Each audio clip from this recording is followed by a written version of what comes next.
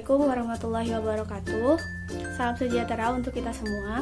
Perkenalkan, kami dari kelompok kelima yang akan mempresentasikan tentang program audit dalam mata kuliah internal audit. Dengan saya Eli Hayu Aprianti. Assalamualaikum warahmatullahi wabarakatuh. Perkenalkan, nama saya Agung Irakusina Bula. Perkenalkan, nama saya Anan Mastula. Assalamualaikum warahmatullahi wabarakatuh.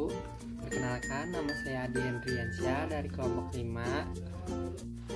Assalamualaikum warahmatullahi wabarakatuh. Perkenalkan, nama saya Silvi Anggriani dari kelompok 5 internal audit. Program audit. Apa sih program audit itu? Program audit adalah suatu rencana kerja secara sistematis termasuk sasaran audit yang akan dilaksanakan oleh auditor. Digunakan sebagai petunjuk dan alat pengawasan atas pekerjaan audit. Kapan sebaiknya mempersiapkan program audit itu? Program audit dilakukan setelah selesai survei pendahuluan. Dan selanjutnya, semua program audit dianggap tentatif sampai audit diselesaikan. Setelah itu, semua perubahan draft program audit memerlukan pengesahan. Dan program performa biasa digunakan pada audit berulang atau repeat audit atas aktivitas atau operasi yang sama. Dan program performa perlu dilakukan uji coba sehingga apabila ditemukan kekurangan sejak awal, bisa dilakukan perbaikan sebelum program tersebut digunakan secara lebih luas. Tanggung jawab audit.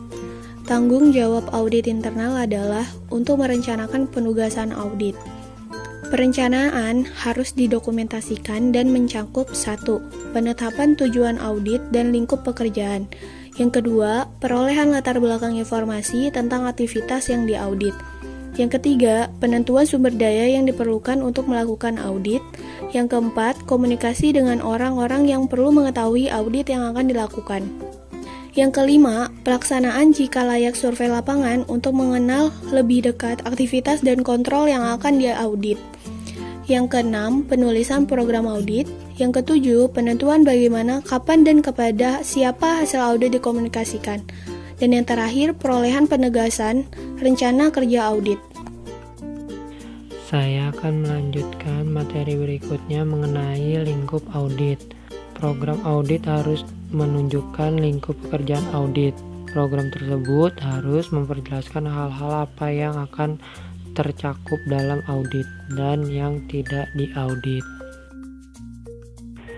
Tujuan audit seharusnya dapat menuntun lingkup pekerjaan audit. Tujuan utama dari sistem pengendalian internal untuk memastikan yang pertama, keandalan dan integritas informasi. Yang kedua, ketaatan dengan kebijakan rencana, prosedur, hukum, dan regulasi. Yang ketiga, pengamanan aset. Yang keempat, penggunaan sumber daya yang ekonomis dan efisien. Dan yang terakhir, kelima, pencapaian tujuan dan sasaran yang ditetapkan untuk operasi dan program. Jadi yang pertama, konsep 3E. Jadi 3E yang dimaksud di sini adalah efektivitas, efisien, dan ekonomis. Tujuan audit kinerja adalah memberikan penilaian atas pencapaian prestasi atau unjuk kerja dari instansi pemerintah dalam hal keekonomisan, efisiensi, dan efektivitas pelaksanaan tugas dan fungsinya. Yang pertama, ekonomi. Berhubungan dengan perbandingan input dengan input value, meminimalisir input resource untuk menghindari pengeluaran yang boros dan tidak produktif. Lalu efisiensi, pencapaian output maksimum dengan input tertentu. Perbandingan output atau input dikaitkan dengan standar kinerja atau target yang ditetapkan. Lalu efektivitas, yang berhubungan dengan tingkat pencapaian hasil program dengan target yang ditetapkan, seperti perbandingan outcome dengan output. Selanjutnya, mekanisme program audit. Untuk mekanisme program audit ini terdiri dari beberapa bagian, yaitu yang pertama, menyiapkan program audit, lalu yang kedua, ambiguitas, lalu hubungan program dengan pelaporan audit internal, lalu mekanisme program, lalu penugasan staf untuk audit skala kecil, dan pedoman penyiapan program audit. Selanjutnya yaitu menyiapkan program audit. Salah satu fungsi program audit yang disusun oleh auditor internal adalah yang pertama, untuk menunjukkan bahwa program auditor tersebut efektif. Artinya di sini program tersebut berisi arahan-arahan pemeriksaan dan pemeriksaan evaluasi pemeriksaan yang dibutuhkan untuk memenuhi tujuan audit dalam ruang lingkup penugasan audit. Yang kedua, hanya menekankan pada hal-hal yang signifikan. Artinya di sini program audit ini hanya menekankan pada hal-hal atau poin-poin terpenting dan tidak bisa lepas dari hal lain, misalnya audit dan evaluasi laporan keuangan suatu perusahaan. Yang ketiga, untuk memberikan bukti bahwa risiko audit dan pengendalian yang signifikan tersebut telah diidentifikasi dan dievaluasi. Ambiguitas. Di dalam laporan program audit terdapat yang namanya ambiguitas. Ambiguitas adalah suatu keadaan di mana ketika informasi yang berkaitan dengan suatu peran tertentu kurang atau tidak jelas. Misalnya, seorang auditor menemukan ketidaksesuaian informasi antara informasi yang diberikan perusahaan dan informasi yang didapatkan sendiri setelah mengaudit. Ambiguitas akan berkurang apabila aktivitas audit internal menggunakan makna yang seragam untuk berbagai istilah yang sering digunakan dalam program audit, yaitu menganalisis, mengecek, melakukan konfirmasi, mengevaluasi, memeriksa, menginspeksi, menginvestigasi, menelaah, memeriksa dengan cepat, membuktikan, menguji, dan memverifikasi. Hubungan program dengan laporan audit internal. Tahap penyusunan audit biasanya dimuat laporan yang standar dalam bentuk ringkas. Tujuannya yaitu sebagai arahan atau acuan, serta untuk menghindari pekerjaan audit yang tidak perlu. Nah, hubungan antara program dengan audit internal ini dimulai dari yang pertama, tahap penyusunan program. Tahap penyusunan program ini terdiri dari beberapa poin-poin, diantaranya yaitu informasi pendahuluan, pernyataan tujuan audit, instruksi khusus, langkah-langkah kerja audit. Yang kedua yaitu tahap kerangka laporan. Tahap kerangka laporan ini terdiri dari penerimaan perikatan audit, yang artinya kesepakatan antara kedua belah pihak, misalnya auditor dengan perusahaan.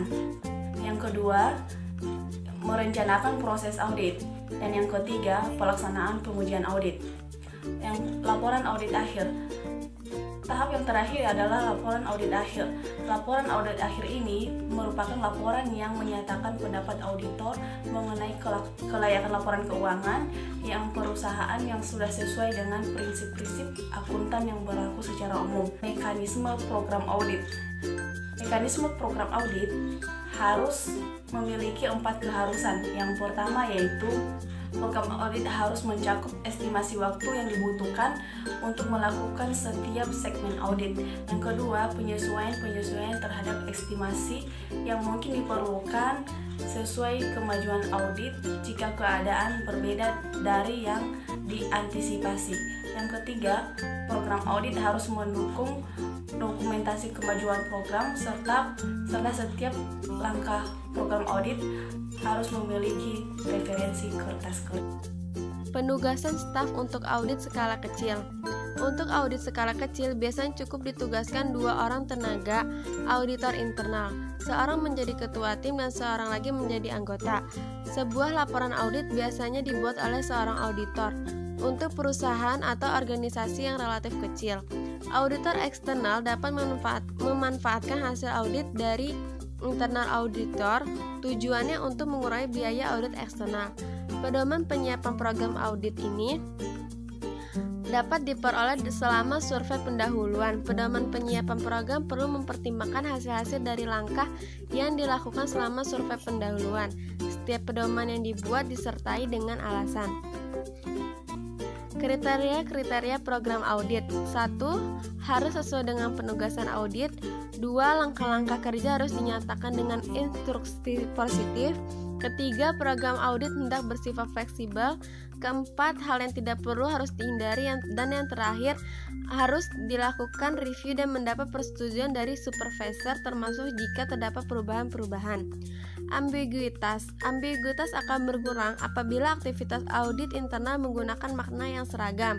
Misalnya, untuk menganalisis, mengecek, melakukan konfirmasi, mengevaluasi, dan memeriksa, menginvestigasi, menelaah, serta membuktikan, menguji, dan memverifikasi.